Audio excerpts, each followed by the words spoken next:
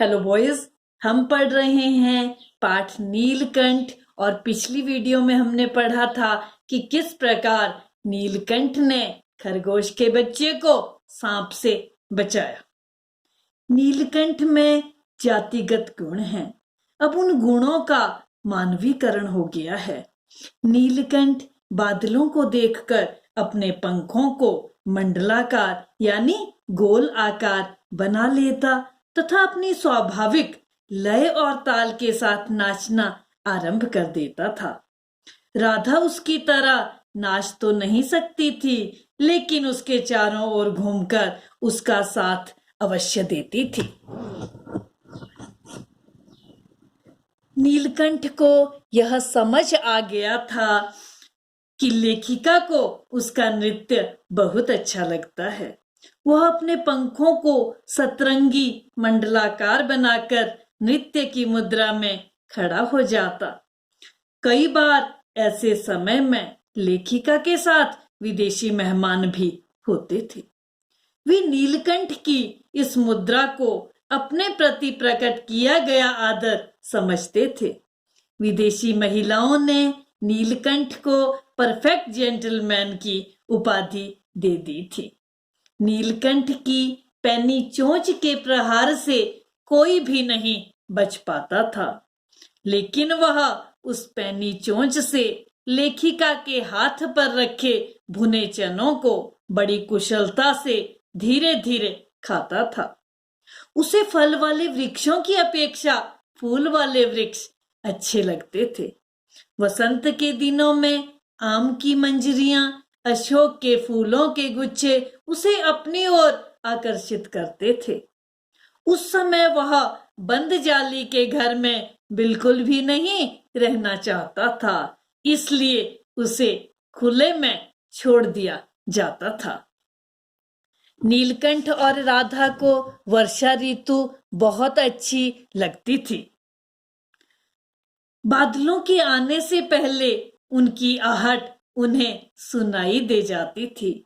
उस समय वे केका ध्वनि यानी मोर मोरनी द्वारा प्रसन्न हो जाने पर निकाली गई आवाज में बहुत शोर करने लगते थे।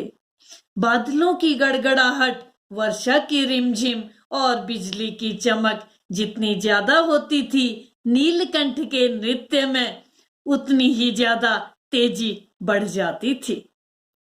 वर्षा के बंद होने पर वह दाएं पंजे पर दायां पंख और बाएं पंजे पर बायां पंख फैलाकर सुखाया करता था।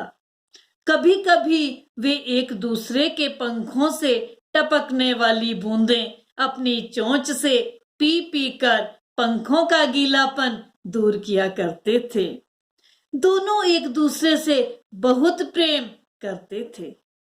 एक दिन लेखिका को बड़े मियाँ की दुकान से एक घायल मोरनी 7 रुपए में मिल गई। लेखिका ने उसका अच्छी तरह से इलाज करवाया।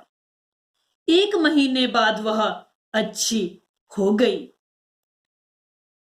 लेकिन उसके पैरों की उंगलियां तो वैसे ही टेढ़ी मेढ़ी रही, जिस कारण वह डगमगाकर चलती थी।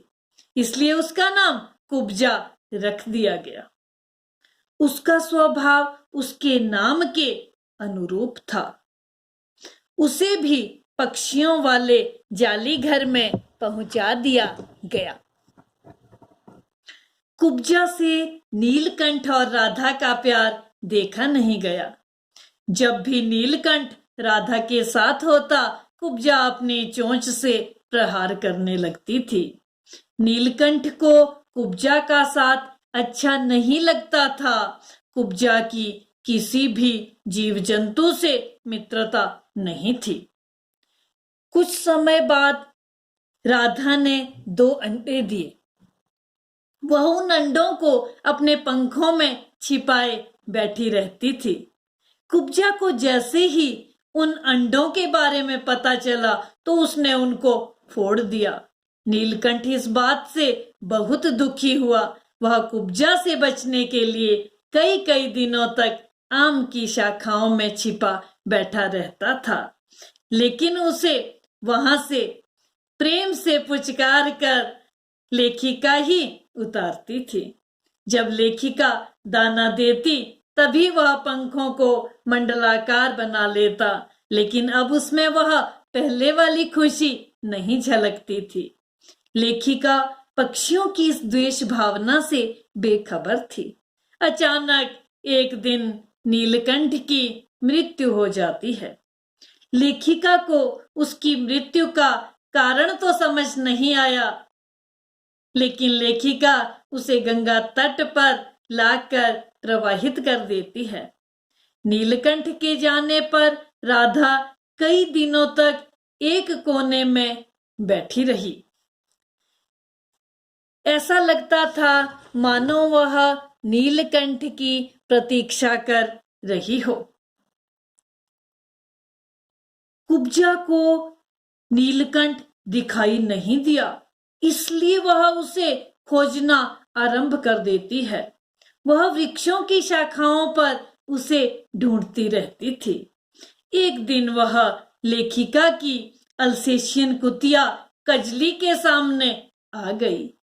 कुब्जा ने उसे देखते ही उस पर चोंच से प्रहार कर दिया। कजली ने कुब्जा की गर्दन पर 2 दांत मार दिए। उसका इलाज करवाया गया, लेकिन थोड़े दिनों बाद उसकी मृत्यु हो गई। उन 3 पक्षियों ने लेखिका को पक्षी प्रकृति की विभिन्नता का ज्ञान करवा दिया था। राधा निरंतर नीलकंठ की प्रतीक्षा कर रही थी। बादलों को देखते ही वह केका ध्वनि से नीलकंठ को बुलाने लगती थी। अपनी वाणी को विराम देती हूँ। स्वस्थ रहें, सुरक्षित रहें। Thank you boys.